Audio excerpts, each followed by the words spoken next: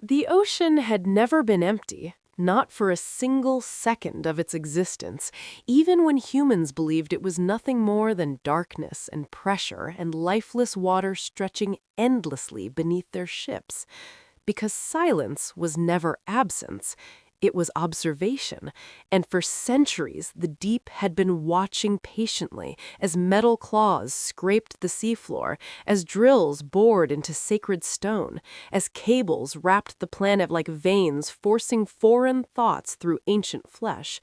And while the ocean had endured ice ages, asteroid impacts, and mass extinctions without complaint, this was different. This was not the violence of nature, but the carelessness of a species that did not ask permission. And deep below the abyss where light had never existed and pressure crushed even memory, something ancient stirred for the first time in an age so long forgotten that time itself had blurred around it. And when the ocean god opened its eyes, the water around it recoiled as if afraid, not because it felt pain, but because it felt something far worse. Disgust, a gurning sensation spreading through currents that had once been pure, carrying poison that did not belong, waste that did not decay, fragments of a civilization that treated the sea like a graveyard for its mistakes. And the god remembered a time when every current was alive, when creatures bowed to the deep instinctively, when the ocean was not owned, mapped, or measured. But now it sensed dead zones spreading like rot, coral bleaching into ghostly skeletons, entire ecosystems erased without ceremony, and above it floated cities of steel and glass, oil slicks staining the horizon like open wounds, and a species that never looked down long enough to notice what it was killing. And for the first time since the ocean formed, the god questioned whether patience had been a mistake. The god reached outward through the trenches, awakening others, ancient minds bound to pressure and darkness, guardians shaped by a world before sunlight mattered. And they listened as the current spoke of plastic storms drifting endlessly, of waters so acidic that even the smallest life dissolved, of noise that never stopped, vibrations pounding through the deep like a constant scream. And what disturbed them most was not the damage, but the indifference, because humanity did not act like a species afraid of consequences. It acted like one that believed the ocean was infinite. And so the gods decided that the surface must finally be reminded of its place, not with fire or skyborne destruction, but with the sea itself turning against its trespassers, quietly at first, gently, so they would not understand until it was too late. The first signs were so small they were dismissed immediately.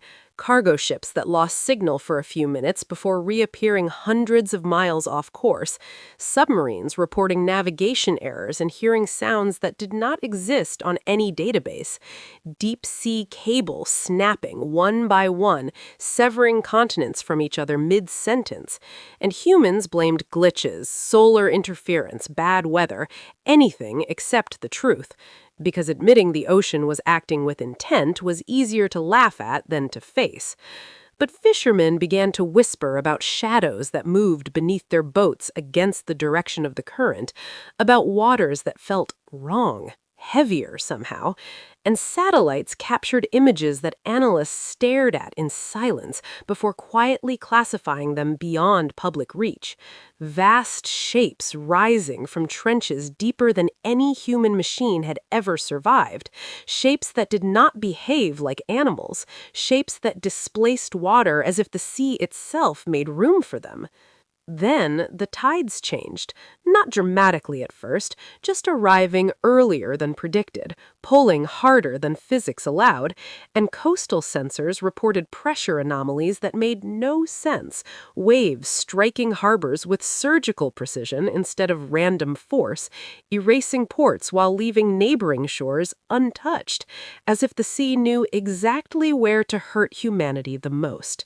Emergency broadcasts filled the airwaves but were drowned by the roar of water, and still people told themselves it was coincidence. until an entire coastal city awoke to find the ocean already inside it. Streets turn into rivers, buildings collapsing under the weight of salt water that moved with purpose. And somewhere far offshore, the surface began to rise unnaturally. Not in a wave, but in a slow, deliberate swell, as if something massive was pushing upward from below. When the first ocean god surfaced, the world did not receive a warning, because warnings are for creatures that need time to prepare. And the god did not roar, did not scream, did not announce itself, because it did not need to. The ocean itself screamed for it, waves collapsing inward, air vibrating with a low-frequency hum that shattered glass miles away. And as the water fell back, humanity finally saw it, in impossible form emerging from the deep, its body a fusion of pressure-forged bone, living coral, and bioluminescent symbols that pulsed with meaning older than language, patterns that bent the eye and made machines malfunction, its presence warping currents around it as if reality itself was unsure how to behave. And every creature near it fled in blind panic, because instinct recognized what intellect could not. This was not a predator, not an animal, but something that belonged to the ocean the way gravity belonged to the universe.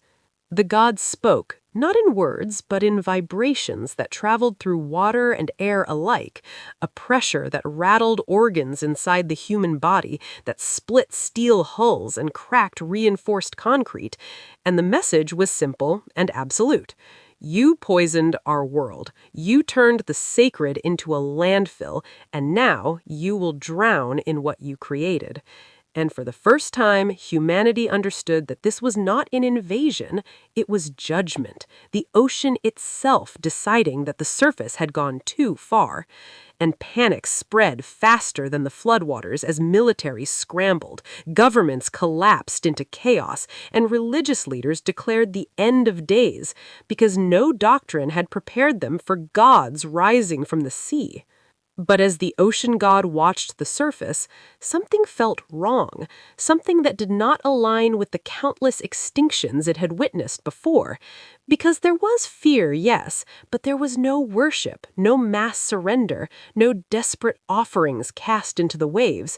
Instead, there was movement, calculated and precise, machines turning toward the god, satellites adjusting orbits, fleets repositioning not to flee, but to observe. And from the depths came a sound the god did not recognize, a rhythmic pulse cutting through the water, not aggressive, not defensive, but analytical, sonar waves painting its body layer by layer, autonomous drones emerging from the sea like metallic fish, swarming around it, recording, measuring, learning. And for the first time in its immortal existence, the ocean god felt something unsettling, something deeply unfamiliar. It was being studied. The god unleashed the ocean in response, summoning toxic plumes from the deep, ancient weapons meant to suffocate surface life, clouds of corruption rising upward to choke cities and fleets alike. And the waters darkened as they spread. But as the poison reached human structures, it weakened, dispersing strangely, diluted by waters already stripped of life. And the god hesitated, sensing that the ocean near human presence was different, altered in ways it did not fully understand. Places where nothing lived, where purity had long since died, and where divine corruption struggled to take hold. And as more machines closed in, as data streamed across human networks at impossible speeds, a horrifying realization began to form in the god's ancient mind. This species did not rely on a pure world to survive. Humans had adapted to decay, to noise, to poison, to ruin. They had built cities in hostile environments, learned to breathe polluted air, drink filtered oceans, live surrounded by waste without collapsing. And while gods required balance to exist, humans thrived in imbalance, evolving not biologically, but technologically, culturally, faster than the ocean itself could adjust. And as the god retreated slightly beneath the waves to reassess, it felt something ripple through the deep, a signal not of fear, but of preparation. Deep-sea platforms powering up, abandoned installations coming online, lights piercing trenches that had never known illumination. And somewhere far below, in the deepest scar on the planet, a human-made structure awakened, waiting patiently, like a trap set long before the gods ever stirred. And as the ocean gods sank back into the depths, watching machines follow without hesitation, one terrifying truth settled into its ancient consciousness. The surface creatures it came to punish were not praying for survival. They were preparing to understand it. The ocean gods did not retreat out of fear.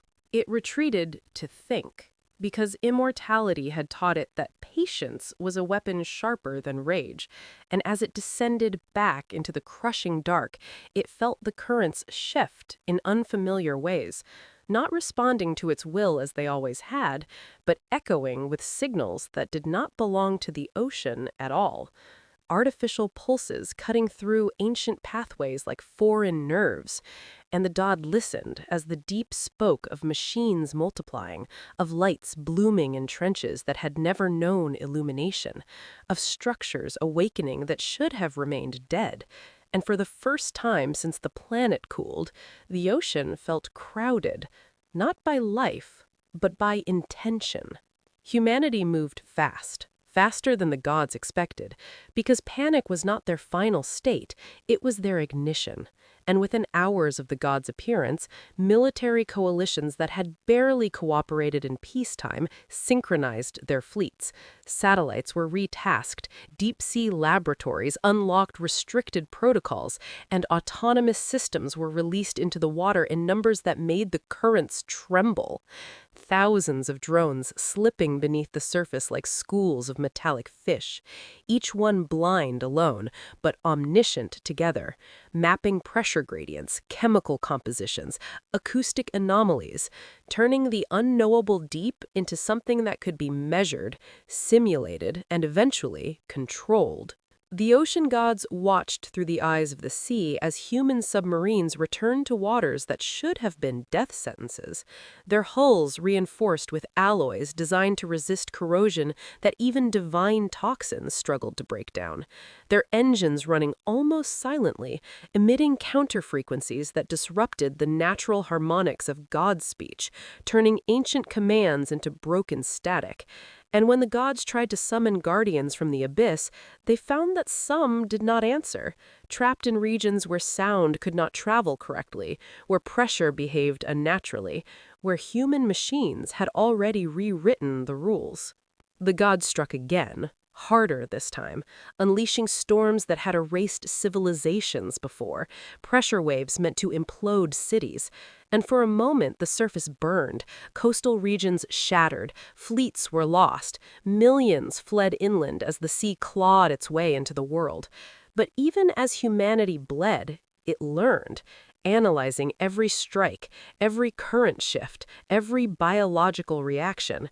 And within days, countermeasures emerged, seawalls layered with reactive polymers that absorbed and redistributed divine force, evacuation routes calculated by predictive models that stayed one step ahead of the tides, and weapon systems that did not fire missiles or shells, but sound, light, and pressure, attacking the ocean not as an enemy, but as an environment to be hacked.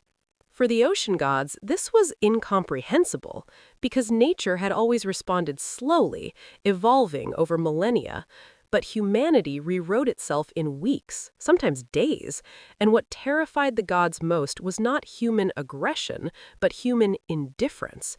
Because even as cities flooded, humans continued to broadcast data, to stream footage, to argue, adapt, rebuild, refusing to collapse into worship or despair.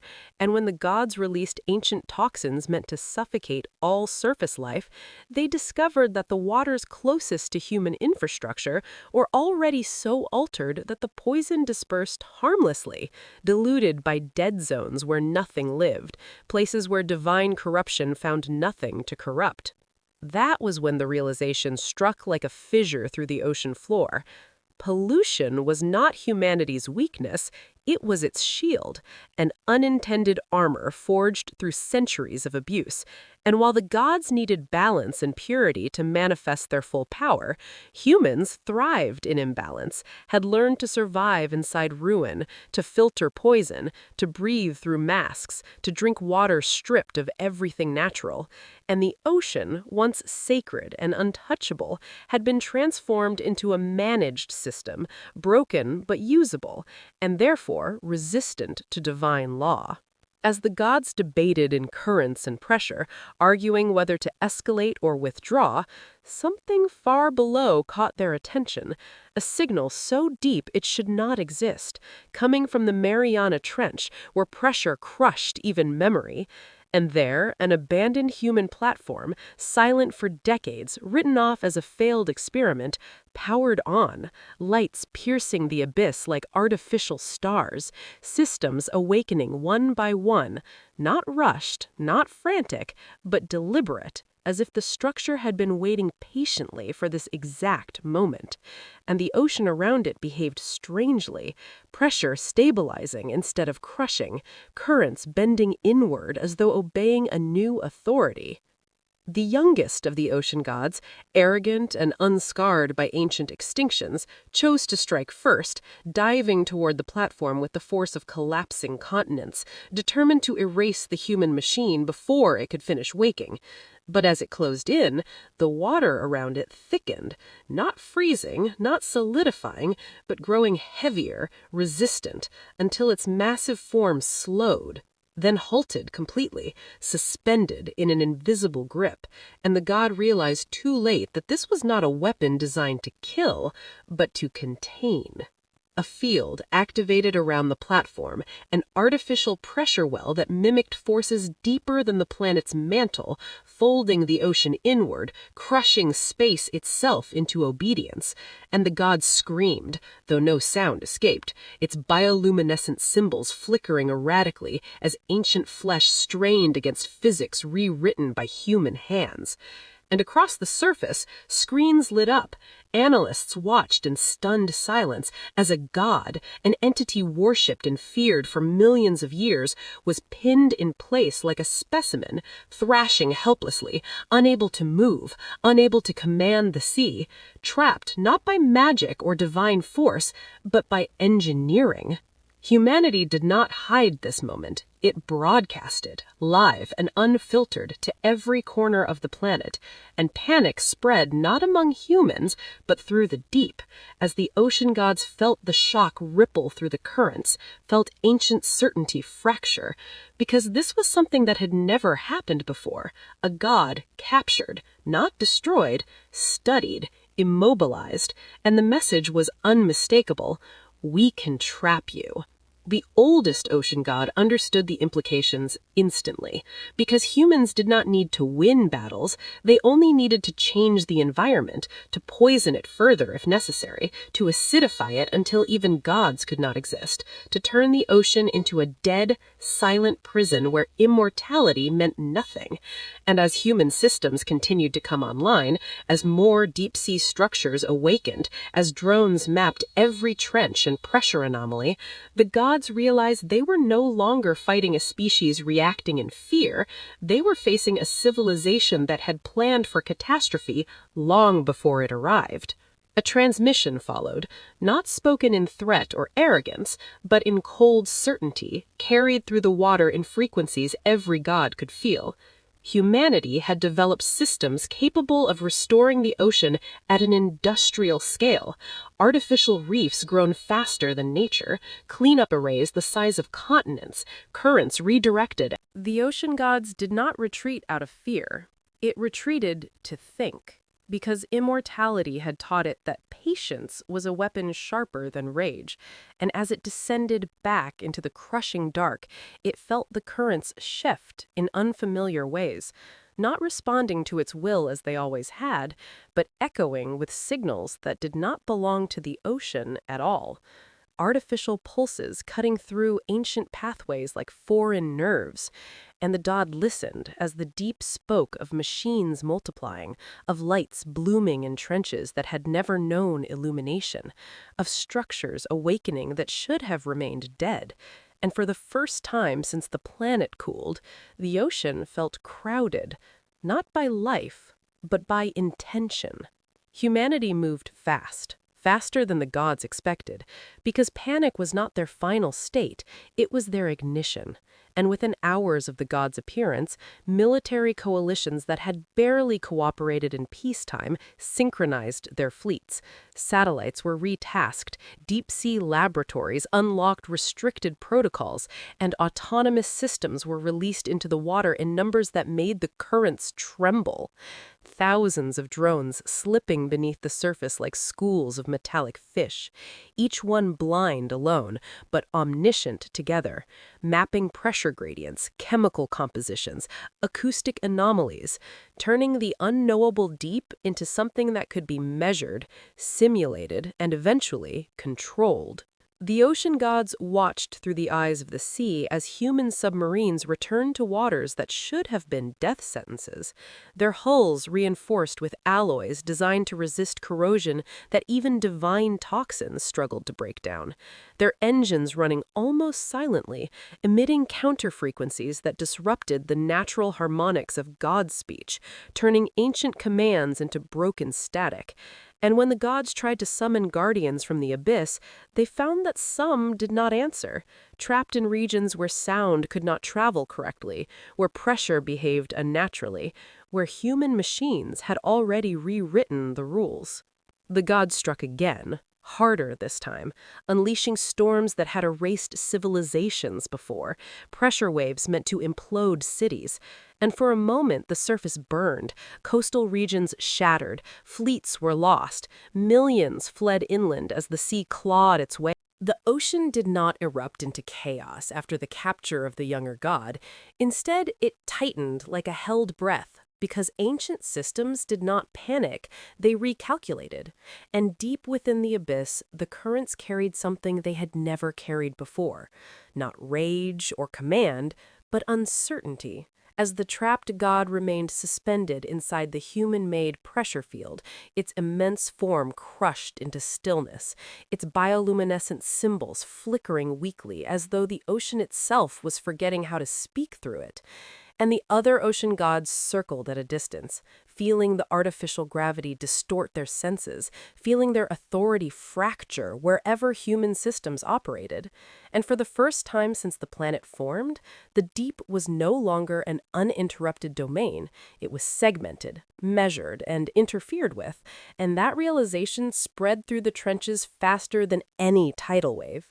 Humanity did not celebrate, because celebration wasted time, and instead the surface erupted into motion as research hubs, military commands, and autonomous networks synchronized with terrifying efficiency. Every second of data extracted from the trapped god, feeding predictive models that refined containment protocols in real time, learning how divine flesh responded to sustained pressure, how ancient energy patterns destabilized when isolated from natural currents, how command signals weakened when surrounded by artificial harmonics. And with every observation, the gap between godhood and machinery narrowed. The ocean gods attempted retaliation not with brute force, but with scale, summoning massive current shifts across entire basins, collapsing ecosystems to force humanity into retreat. But the response was not desperation, it was abandonment, as humans evacuated coastlines deemed inefficient, rerouted supply chains within hours, and allowed certain regions to drown without resistance. Because humanity had learned long ago that survival did not require holding ground, only maintaining function. And while cities vanished beneath rising seas, floating infrastructures expanded. Mobile habitats drifted beyond divine reach, and pressure-resistant arcologies descended into depths the gods themselves hesitated to enter. Then came the silence zones, regions where human deep-sea arrays activated simultaneously, flattening pressure gradients, warping acoustics, and breaking the instinctive navigation systems of abyssal guardians that had ruled unchallenged for millions of years. And within these zones, ancient creatures slowed, confused, unable to orient themselves in an ocean that no longer obeyed the laws they were born into. The oldest ocean god, whose memory stretched back to the first tides, attempted to reassert dominance, projecting its will through every current it could still touch, commanding the sea to rise as one.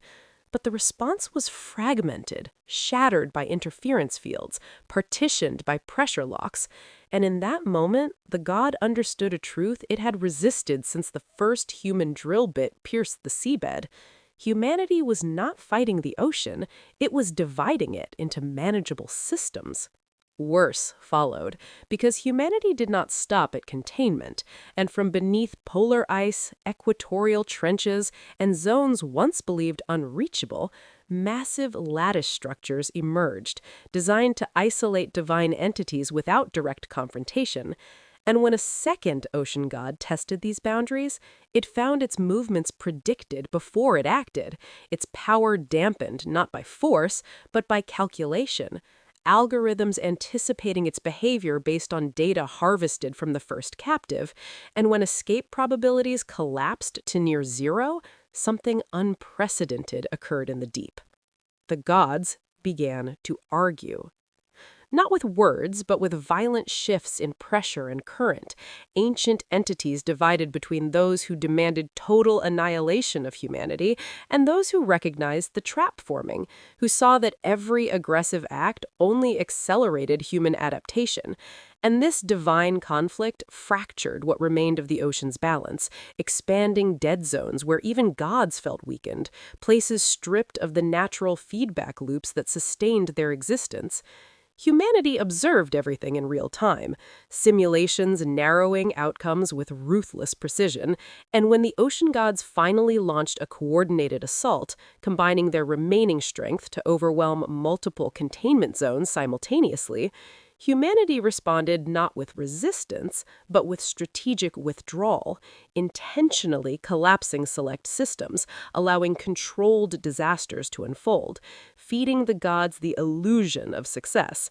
And when the gods surged forward, believing they had broken through, they entered regions humanity had already sacrificed, waters saturated with engineered toxins, pressure instabilities, and acoustic dead fields so hostile that divine energy destabilized rapidly.